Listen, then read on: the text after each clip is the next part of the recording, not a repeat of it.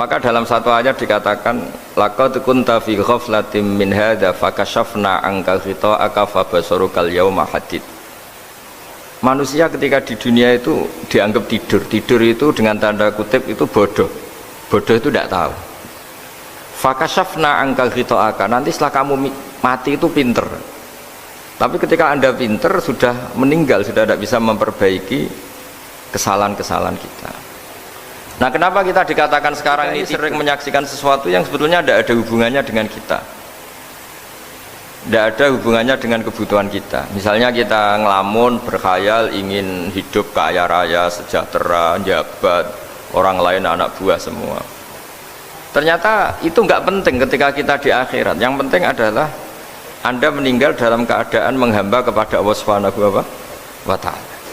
Saya berkali-kali ngaji, kalau saya berkali-kali bilang, andai kan hati kita nanti direkam Allah, nanti di akhirat sudah direkam, orientasi kita direkam nanti. Pak Agus misalnya ingin punya mobil, punya rumah mewah, punya apa, terus orientasinya gitu. Di depan Tuhan yang menyuruh kita, mensyariatkan kita, inginnya itu ya jadi hamba Allah terbaik, jadi kekasihnya Allah, jadi hamba yang bersujud, dari hamba yang bersedekah.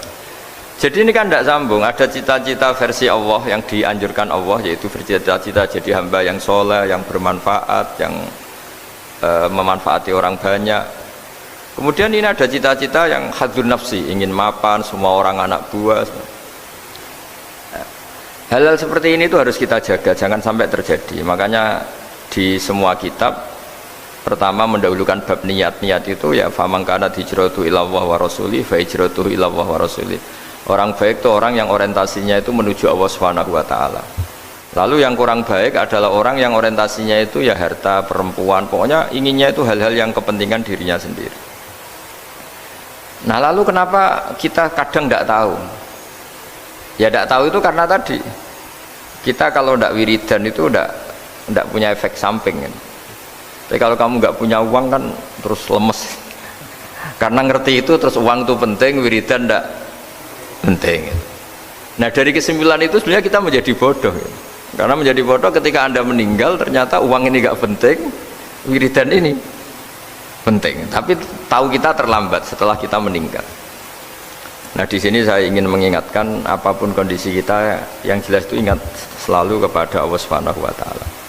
Caranya ingat gimana? Kata Nabi, kamu bayangkan musibah yang lebih ekstrim, kamu akan tahu yang kamu alami itu ahwanu wa aisar, yang kamu alami itu ringan sekali, ringan seringan-ringannya.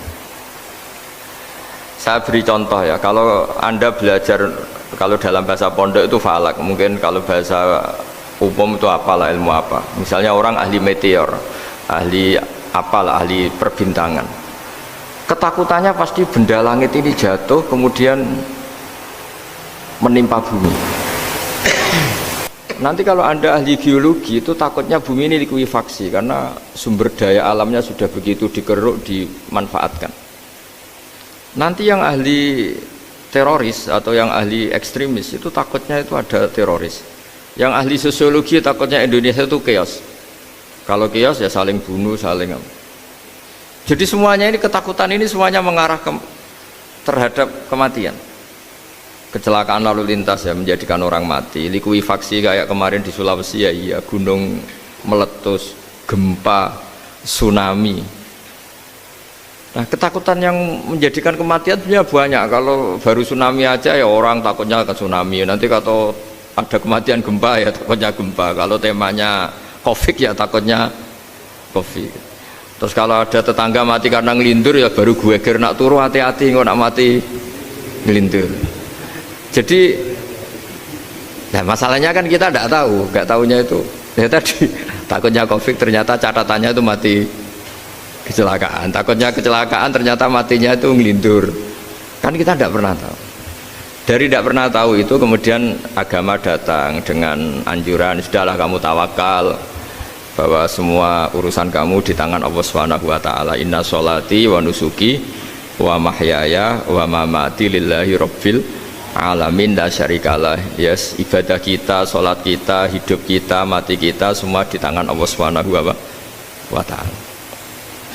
Sehingga dengan berpikir begini ini, melihat Covid itu ya kayak melihat potensi kematian yang lain, kayak karena gempa, likuifaksi, kecelakaan, karena ngelindur, karena macam-macam. Kenapa saya membuat atau menyarankan ya supaya orang berpikir demikian, supaya bersyukur bahwa kita ini dihimpit, disekelilingi penyebab kematian tadi. Kalau kita ahli meteorologi mungkin takutnya itu asteroid jatuh, terus kemudian meteor jatuh yang nggak habis digesek oleh sistem alam, terus macam-macam. Yang ahli gempa juga takutnya gempa, yang ahli tsunami takutnya tsunami, yang ahli sosial takutnya Indonesia chaos, kemudian saling bunuh, saling dan sebagainya dan sebagainya. Nah, dengan keadaan seperti ini kita ini baik sekali, bukan sekedar baik sekali. Kita tidak mengalami chaos sosial, kita tidak mengalami likuifaksi, kita tidak mengalami benturan benda langit di bumi kita. Karena itu sekali terjadi bukan 1-2 lagi, tapi habis seluruh Indonesia, mungkin seluruh dunia. Nah, di sini cara Allah membuat kita selalu bersyukur bahwa hal-hal itu tidak terjadi. Jadi ada sebuah ayat yang Allah selalu mengingatkan, a'amintum man fis sama ayakhsifa bikumul ardo fa idza hiya tamur. Kamu boleh sekali-kali berpikir bumi ini justru potensinya itu likuifaksi, potensinya itu hancur karena di bawah itu ada magma, ada minyak, ada macam-macam. Ini kan di bawah ini kan ngerongkong cara Jawa itu karena diambilin terus. Piro-piro diambil ya ini ya ono masih bisa dipakai. Belum sistem bumi sendiri, wafil ardi kita mutajawirat, bumi sendiri itu berupa lempengan-lempengan. Setiap saat itu potensinya geser, sekali geser ya jadi gempa itu. Terus belum benda langit yang potensinya juga jatuh, sekali jatuh ya habis kita. Jadi yang kita ini dikepung sekian potensi yang bisa menghancurkan kita. Tapi nyatanya mulai Nabi Adam sampai sekarang itu ada kehidupan, ada khayal. Sing Joko ya kepengen payu rabi, mungkin sing wis payu rabi ya mbah kepengen mbah roh. Macam-macam lah. Tapi yang jelas itu wong dikepung kematian kok ya khayalnya masih tinggi gitu. Lah nggak pernah ngayal ya orang yang utang ditagih itu, gak kober ngayal. Soalnya wedine tanggal kredit itu.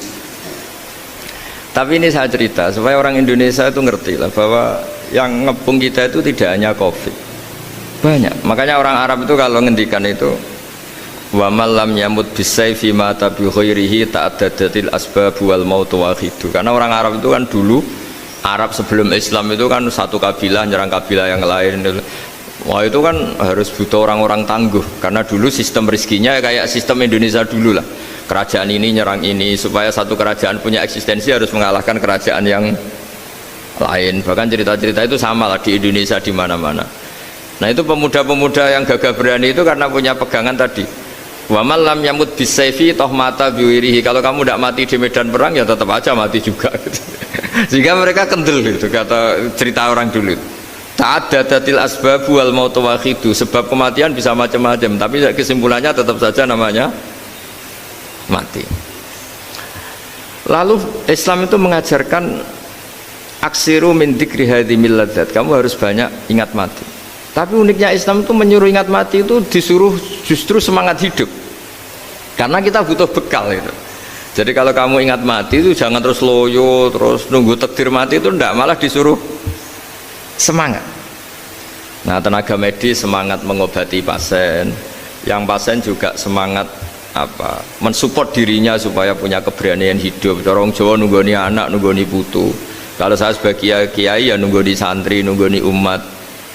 Jadi ingat mati itu justru dengan cara mencintai hidup, karena hidup ini adalah bekal kita untuk sanggup ketemu Allah Subhanahu wa Ta'ala. Kadang-kadang bekal itu mudah sekali.